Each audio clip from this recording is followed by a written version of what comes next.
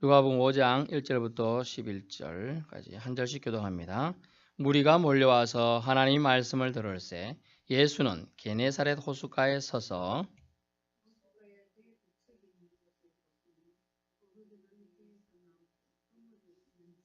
예수께서 한 배에 오르시니 그 배는 시몬의 배라. 육지에서 조금 떼기를 청하시고 앉으사 배에서 무리를 가르치시더니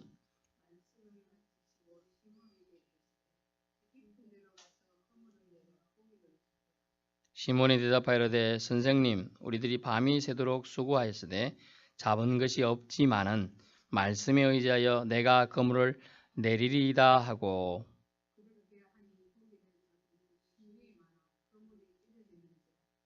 이에 다른 배에 있는 동무들에게 손짓하여 와서 도와달라 하니 그들이 와서 두 배의 체험에 잠기게 되었더라.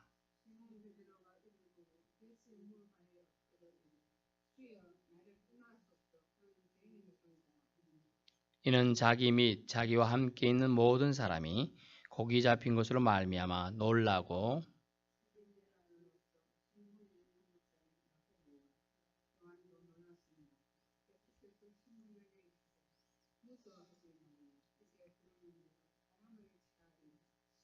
같이 봅니다. 그들이 배들을 육지에 대고 모든 것을 버려두고 예수를 따르니라. 아멘. 인사하겠습니다. 샬롬. 반갑습니다. 오늘 말씀은 게네사렛 호숫가에서 있었던 사건입니다. 말씀의 제목은 어부들이 예수님을 따르다. 부제로는 하나님 말씀의 힘이라는 제목이 되겠습니다. 어부들이 예수님 따르는 장면이 등장합니다. 게네사렛 호수는요, 디베리아 호수라고도 하고 갈릴리 바다라고 합니다. 호수가 너무 커서 바다처럼 넓다 해서 바다라는 예칭이 있습니다. 제일 큰 호수인데요, 팔레스틴 지역에서 말입니다. 예수님은 1절에서 3절 사이에 말씀을 전하시는데요, 하나님의 말씀의 힘이 어떤가를 오늘은 살펴보고자 합니다. 예수님 말씀의 전파의 관점 하나가 등장하는데요, 그것은 가르치시는 것이죠. 말씀을 가르치시는 겁니다. 그런데 장소가 불문해요. 장소 불문. 1절에 보시면 호숫가에서 무리가 몰려왔을 때 밀치다 이런 표현도 있는데요. 호숫가에서 밀려왔습니다. 하나님의 말씀을 듣기 위해서 사람들이 서로 밀고 저르고 얼마나 예수님의 말씀에 대한 갈증이 있었나라는 걸 알 수가 있죠. 크게는 하나님 말씀에 대한 갈증입니다. 이 갈망하는 자들은 찾아가게 돼 있어요. 우리가 잘 알다시피 병자들, 고치지 못한 세상 의학을 고치지 못하는 사람들은 여기저기 온데 다 가보잖아요. 나중에 가면 자연으로도 가보기도 하고 말도 안 되는 얘기인데 이 물을 먹으면 모든 병이 낫는다 이러면 사실 그 물 성분 검사니까 아무것도 아니야. 심지어 수돗물보다 더 못해. 그런 물도 많아요. 근데 사람들은 그걸 믿게 되는 것이죠. 그런 상황 속에서 주님은 말씀을 증거하고 있습니다. 호숫가에서 먼저 무리가 몰려왔을 때 말씀을 전하고 있는 상황이었는데 장소가 어디냐 하면 오늘 내용은 선상에 배 위에서 합니다. 배 위에서. 제가 배를 그렇게 많이 타본 적 없는데 중학교 때 수학여행 가서 한번 타봤습니다. 상당히 어지럽고 흔들리더라고요. 그때 한려해상 국립공원이라고 충북 이순신 현충 무슨 그런 게 있잖아요. 장소 현충사인가? 하여튼 거기 가고 이렇게 하는데 처음 타봤으니까 어질어질한 거죠. 사람들은 배가 이렇게 흔들리는 것 자체도 물결만 봐도 무섭다 하고 저도 무섭더라고요. 근데 주님은 장애물이 있더라도 장애될 거 없는 복음 전파 열정이 있어서 말 수가 있어요. 사람들이 밀치니까 어디까지 밀렸냐? 호숫가에 조금 물에 빠질 정도로 간 거죠. 워낙 사람들이 밀려오니까 뒤로 밀다 보니까 그래 할 수 없이 보니까 시몬의 배가 있었어요. 그래서 배 위에 올려가서 조금 간격을 띄워라 이렇게 말하면 여러분 여기 있으면 여러분만 이렇게 봅니다. 근데 여기 있고서 여러분 저 뒤에 있으면 여러분 많은 사람이 볼 수 있죠. 이제 그런 개념으로 이해하시면 돼요. 그래서 주님은 좀 떨어진 배에서 이제 말씀을 전하게 되는 것이죠. 보통 같으면 이제 밀치고 우리가 여러분은 지하철 타보신 적 저희가 직장생활 한 8년 정도 할 때 지하철 타보면 지하철 별명이 뭔지 아세요? 지옥철이라 그래요. 지옥철. 얼마나 러시아워 타임에 출근 시간에 출근 퇴근 탈 때 너무 힘들어요. 막 밀어주는 사람까지 있고요. 그래 타서 이렇게 갑니다. 가방 있죠. 가방 이렇게 들고 계속 서서. 근데 발 디딜 텀이 없어요. 발이 폭이 이 정도 되잖아요. 보통 260, 50 됩니다. 그것도 공간이 없어요. 발을 듭니다. 이렇게 벌서듯이 출근을 저는 했었어요. 퇴근 때도 만만치 않죠. 그랬던 경험이 있는데 그런 정도로 주님이 뭐 인기가 있었는지 뭐 정확하게 표현 안 되어 있습니다만 밀칠 정도로 사람들이 너무 많으니까 이제 그걸 피하다 이제 바다까지 게네사렛 호숫가로 표현된 갈릴리 바다 선상에서 말씀을 또 가르치게 되는 거죠. 정말 이럴 때는 어떤 상황이죠? 몸이 너무 부대끼면 사람 좀 싫어하거든요. 여러분 안 싫어요? 레슬링 안 해보셨죠? 처음에는 이렇게 레슬링 처음엔 재미있게 할지 몰라요. 나중에 가면 땀에 범벅돼서 서로 땀이 끈적끈적하고 싫어요. 그런 상황일 수 있어요. 그런데 예수님은 배에 오르사 거기서도 3절에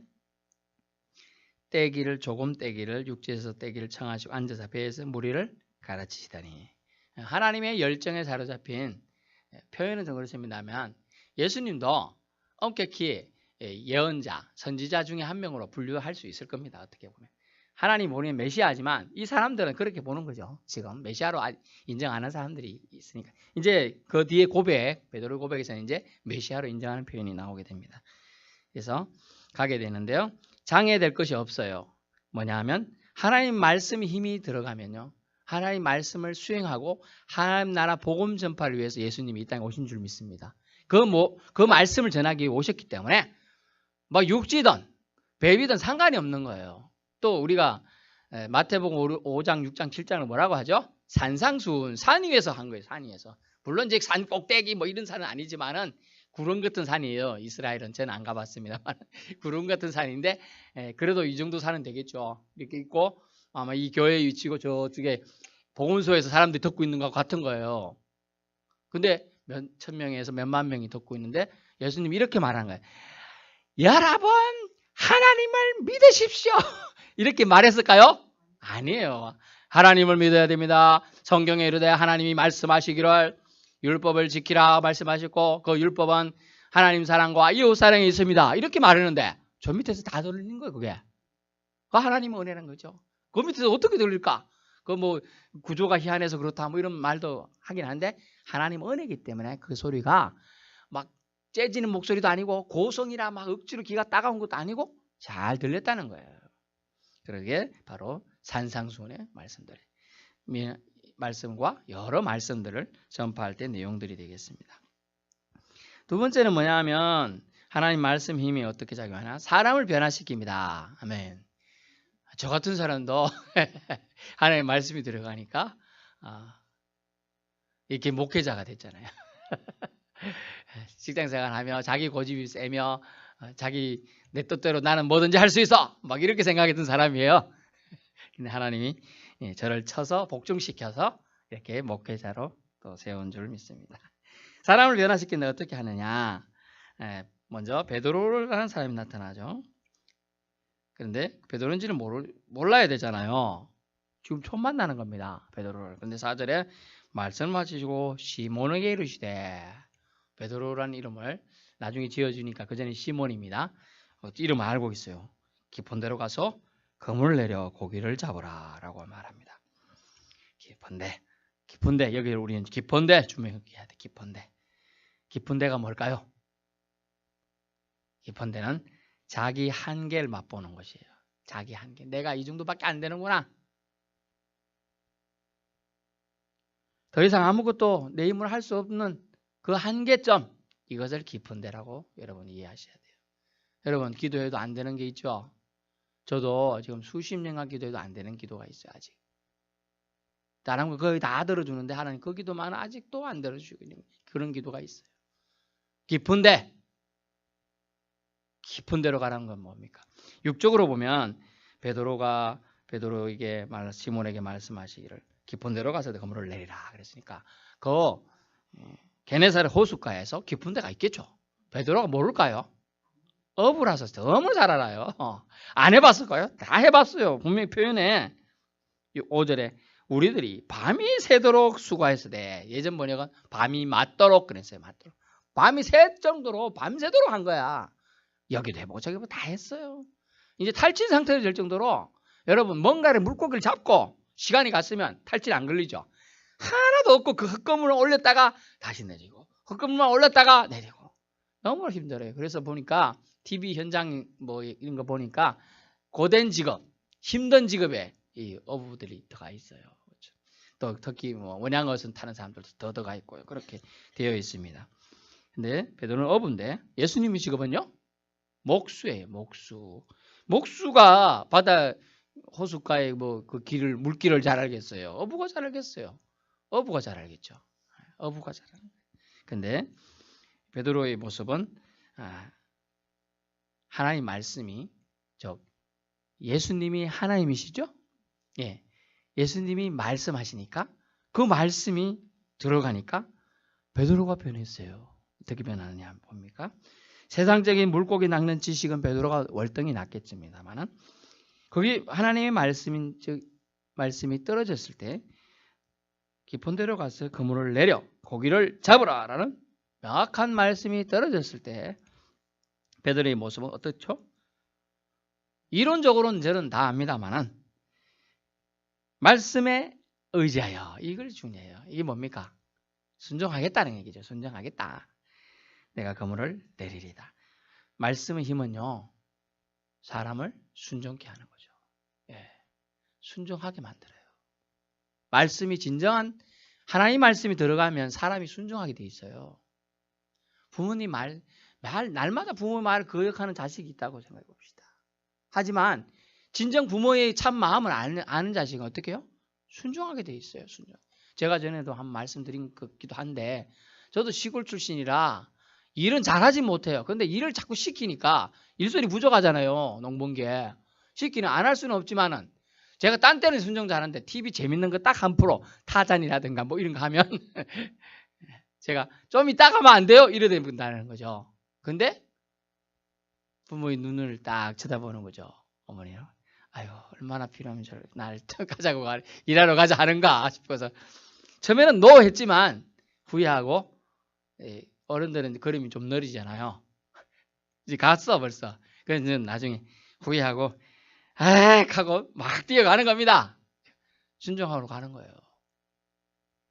제가 말씀드린 게 뭐냐면 사람을 바꾸는 거는 사람의 화술이나 언변이 아니에요. 사실은 하나님 말씀이 들어가야 바뀐다는 거예요. 말씀.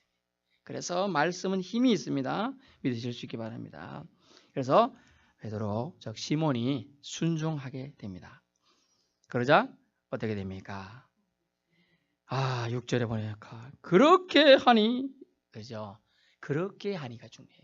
행동을 했어요. 말만 번지르르한 거 그것도 말 좋아서 뭐 국회의원 할 거 정치가 할 거는 괜찮지만 정치가 할 건 그렇지 않은 사람은 말은 했는데 행동이 없으면 뭐야 저 사람 껍데기네 말만 있네 이러잖아요. 근데 그렇게 하니 행동도 했어요. 그러니 고기를 잡은 거지. 너무 많아가지고 거물이 찢어지는데 그러질까봐 너무 옆에 동무들 뭐 법을 부르기 시작했습니다. 막 야고보도 부르고 요한도 부르고 막 이런 사람 막 불렀어요. 거기 왔어요. 막 거물 이쪽 배도 가득 채워 저쪽 배도 가득 채워. 아마 배가 그게 뭐 옛날 걔네 배니까 그게 크진 않았겠습니다. 한 이 정도 됐겠죠. 그래도 그 2배가 꽉 차는데 빠져가요. 너무 많으니까 무게 때문에 배가 잠겨가는 거예요. 물에. 놀래 자빠졌어 사람들이. 이렇게 잡아본 적이 한 번도 없어요. 자기들이 던졌을 때 한 번도 반응 없는데 말씀을 의지하에 던지니까 물고기가 너무 많이 잡히는 거예요.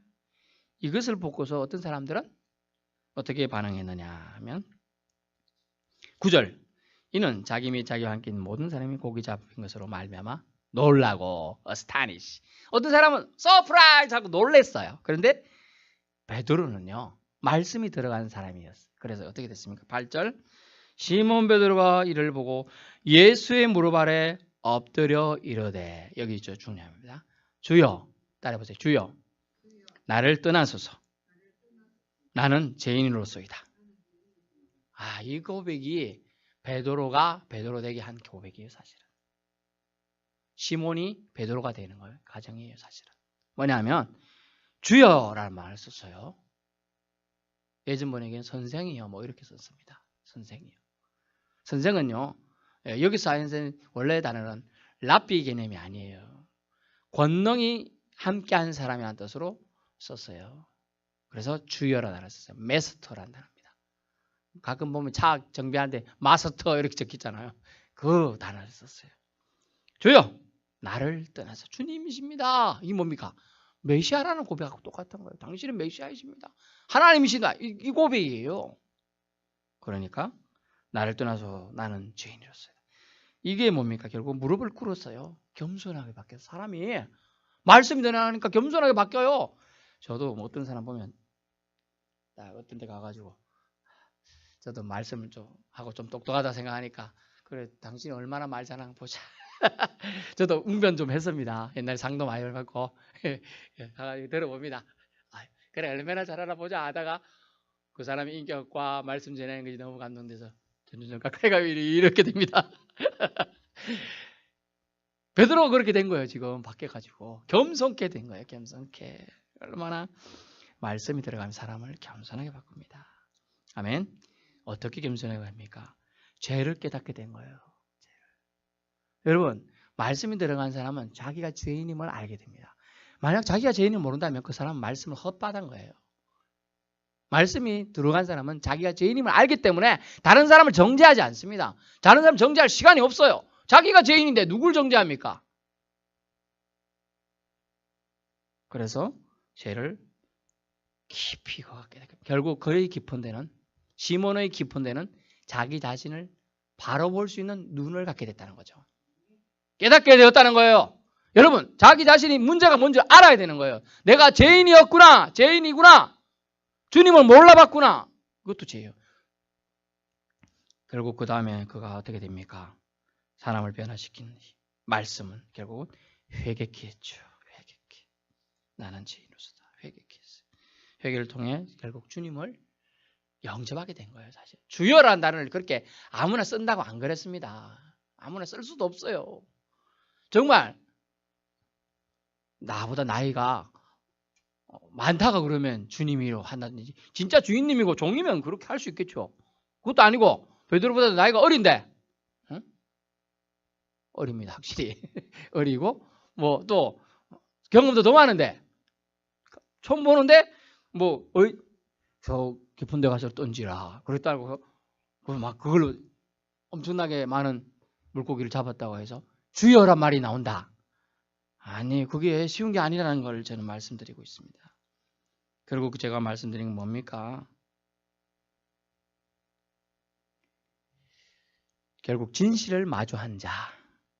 결국 진실은 누구나 마주하게 돼 있어요. 한 번은 하나님이 기회를 주십니다. 그런데 수용, 즉 받아들인 사람은 겸손케 되고 순종케 되고 회개하게 된다는 거죠. 그러니까 거부하면 배반과 저주가 있게 됩니다. 결국 죄를 깨닫는다는 말은 무엇입니까? 그것은 거룩해진다는 거예요. 밝음을 추구한다는 거예요. 깨끗함을 추구한다는 거예요. 의를 사모한다는 거예요. 의, 라이추어네스를 사모한다는 거예요. 결국 주님은 그렇게 된 시몬에게 이렇게 말씀하십니다. 주님은 비전을 주십니다. 이렇게 제시하죠. 이제 10절 이 후로는 네가 사람을 취하리라. 아멘. 우리가 잘 아는 사람을 낚는 어부가 되리라 이 얘기예요. 이 말은요. 원래 원어이면 네가 사람을 사로잡으리라. 사로잡으리라. 여러분 어떤 매력 있는 사람 있죠. 막 여기에 유명하고 잘생긴 막 멋진 배우가 왔다. 사람 눈이 희둥거리는 이런 거 그걸 사로잡는다는 거래요. 빠져들게 만드는 거 사로잡기. 그만큼 베드로의 말의 권능에 힘을 실어주겠다는 얘기고 너를 통하여 예수님과 하나님을 믿을 기회를 사람들에게 네가 통로가 되는 역할을 하게끔 해주겠다는 엄청난 권능을 너에게 부여하겠다는 말씀이 되는 겁니다. 그러므로 순종하고 회개한 자는 주님이 비전을 주심을 오늘 본문에서 말씀해 주고 있습니다. 사람을 취하는 자, 즉 사람을 사로잡는 자가 된다는 것이 영혼을 구원하도록 할 막중한 사명을 지금 부여하고 있으신 겁니다. 세 번째 마지막으로 하나님 말씀의 힘은 무엇입니까? 가장 중요한 가치를 붙잡게 합니다. 가장 중요한 가치. 뭘까요? 오늘 본문에 이렇게 나오네요. 11절. 그들이 배들을 육지에 대고 모든 것을 버려두고 예수를 따르니라. 그들의 가장 중요한 가치는 누굽니까? 예수님. 그래서 가장 중요한 가치 예수님을 붙잡기 위해서 그들이 뭘 포기합니까?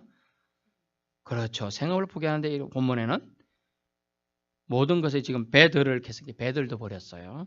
좀 다른 병행 구절에 보면 가족도 버리고 갑니다. 가족 아버지 같이 일하고 있는데 놔두고 가요. 놔두고. 물론 이제 버렸다는 게 완전히 안 본다 그런 개념은 아닙니다만은 지금 주님이 나를 따르라고 했으니까 바로 따라가는 그 개념이에요. 여기서는 따르라고 누가 보면 그렇게 강하게 표현하진 않아요. 누가는 의사이기 때문에. 누군가가 혹시 잘못 들으면 오해할 여지가 있잖아. 부모도 버리고 모든 일도 팽개치고 가는 그런 제자들을 이끄는 사람 진짜 예수라면 안 따르겠다 이렇게 잘못 오해할 수 있기 때문에 그렇게 표현을 안 넣은 거예요. 여러분 그거 배경을 이해하셔야 돼요. 육지에 대고 모든 걸 버려두고 갑니다. 결국은 가장 중요한 가치를 붙잡기 위해서 포기할 것을 포기하게 할 용기가 생기게 한다는 거예요. 이 담대한 커리지 주님이 주지 않으면 이게 생기지 않습니다. 기도원이 300용사 알지요. 용기가 안 생기면 어떻게 했어요? 주님 정말 이것이 하나님의 뜻이면 요 양털 뭉치 여기만 이슬이 내리게 해주세요. 딴 데는 하나도 안 내리고 바로 주님이 그렇게 해줬습니다. 그 다음 날은요. 또 그러면 이 양털 뭉치에는 안 내리고 주위만 잔뜩 내리게 해주세요. 뭐 이런 얘기도 하고 또 양털 뭉치만 내리게 해달라고 이런 말도 하는 거예요. 확신을 주기 위해서 그런 것이죠. 확신. 왜냐하면 우리가 세상을 살다 보면 주님을 따르기 위해서는 포기할 것들이 많은 거예요. 제일 먼저 뭘 포기해야 돼? 주일 지키려면요. 1번 오락을 포기해야 돼. 2번 재물을 포기해야 돼. 다른 사람의 곱지 않은 시선을 포기해야 돼요. 우리가 주일날 잘하고 잘 어울리면 좋잖아요. 그렇지만 주일은 우리는 하나님 분명히 이 본문에서는 예수를 따르니라고 되어 있잖아요. 우리는 예수를 따르는 사람들이죠. 제자들이에요. 그렇기 때문에 포기해야 될 용기가 우리가 생겼기 때문에 주일날 오는 거잖아요. 용기 없으면 주일날 안 오고 사람들 시선생 두려워서 못 가는 사람도 많아요. 사실은. 지난번 예전에 제가 전도하다 보니까 아유 이때까지 안 가다가 제가 교회 가서 앉아 있으면 사람들이 욕할 걸요. 이런 사람도 있더라고요. 왜냐면 이때까지 안 갔잖아요. 그분이 또 엘리트더라고요. 아주 좋은 회사에 자기가 부산상까지 했다 하더라고요. 그러면서 얘기하는데 저 같은 사람도 교회 가도 될까요? 됩니다. 그런데도 다음 꼭 오셔야 되는데 안 오더라고요. 이 시선이 자기는 남들에게 무슨 말 나오는 거 되게 싫은 거. 또 제 아는 분도 보니까 자기는 늘 건강할 줄 알았대. 그래서 자기가 어디 아프면 사람들이 욕한다는 거야. 아 뭐야 저 잘난 척 하더니 아프다 이래서 아픈 척 소리도 안 하고 병원 가더라고요. 살짝 택시 불러서 살짝 타고 그런 식으로 가요. 그 이목도 되게 중요하게 생각해요. 그래서 포기할 것을 포기하게 할 용기도 주님이 주시는 줄 믿을 수 있기 바랍니다. 결론입니다. 어부들이 목수 예수님을 따르게 되는 장면인데요. 깊은 곳에서 깊은 데에서 베푼 기적을 보았기 때문일까요? 그 이유가 아니면 깊은 곳에서 주님의 주인 되심을 알았기 때문입니까? 그렇죠. 주인 되심을. 물론 이제 기적을 보고서 사람들은 이렇게 하지만 이 본문에 제가 분명히 구분해 주었습니다. 누구는 놀라니라 이 정도로 끝나고 누구는 주여 저는 죄인입니다 라고 고백해요. 뭡니까? 그래서 우리는 주님이 주인이심을 인식한 이 베드로가 똑똑한가요? 아니에요. 그렇게 하도록 은혜 주신 거예요. 은혜. 그래서 에베소 2장 8절 9절에 보면 말씀이 나오잖아요. 하나님의 그 은혜로 믿음으로 말미암아 이런 단어가 있어요. 잘 들으시고요. 은혜로 믿음으로 말미암아요. 우리가 믿음을 전에도 말씀드렸지만 우리가 뭐 이렇게 믿음으로 강하게 뭐가 해서 할 것 같은데 우리는 한 가지만 흔들면 믿음 바로 없어진다니까요. 그 은혜로 믿음을 주어서 그 믿음으로 우리가 믿음 생활을 하게 한다는 거예요. 주님만이 유일하게 하실 수 있는 권위를 통해 예수님을 신으로 인정했기 때문에 시몬이 주여라고 고백한 겁니다. 주여. 여러분, 성도 여러분, 사랑하는 성도 여러분, 저와 여러분은 주여라는 말을 당당하게 하실 수 있기 바랍니다. 아멘. 다시 강조하자면 말씀은 힘이 있습니다. 말씀은 장소도 불문합니다. 순종하는 자에게는 능력을 체험하는 은혜를 공급해 줍니다. 말씀은 사람을 진실과 마주하게 하지요. 깊은 데라는 진실이죠. 어떤 사람은 그 깊은 데는 기도의 깊은 데입니다. 계속 기도해도 응답이 없어요. 그러나 깊은 데로 하나님이 가라고 그랬으면 깊은 데 더 깊게 더 기도해야 한다는 거예요. 그리고 그 주님을 만난 사람은, 말씀을 접한 사람은 회개케 한다는 걸 알 수 있어요. 자신이 죄인임을 깊게 인식하고 회개케 한다는 겁니다.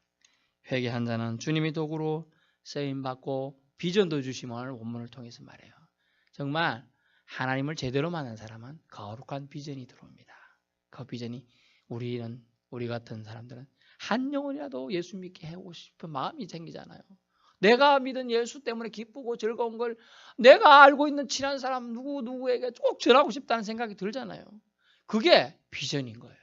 크게 비전해서 내가 저 아프리카 콩고에 가서 그 사람들에게 복음을 전하라 이런 큰 비전도 있겠지만은 내가 주위에 같이 일하는 사람, 아이고 저 사람은 꼭 예수 믿고 믿음 생활했으면 좋겠다. 또 저 사람을 위해서 내가 자꾸 기도가 하라고 하나님이 하신다. 이런 사람이 있잖아요. 그게 비전이라는 거예요. 비전이 뭐 우리 거룩하게 크게 뭐 생각하실 거 없어요. 하나님이 나에게 지금 생각하게 하고 기도하게 하는 게 비전인 줄 믿습니다. 그러므로 저와 여러분, 어부들이 예수님을 따른 그 이유, 예수님이 주님임을 믿고 고백했기 때문입니다. 그 믿음 우리가 끝까지 잘 간직하실 수 있기 바랍니다. 기도하겠습니다. 할렐루야. 주님 감사합니다. 예수 그리스도가 주님임을 알고 고백한 시몬처럼 우리도 주님을 따르는 자들이 되길 원합니다. 말씀에 의지하여 순종하고 겸손케 하시고 회개의 심령으로 날마다 살게 주옵소서. 감사드리며 예수님 이름으로 기도드렸습니다. 아멘.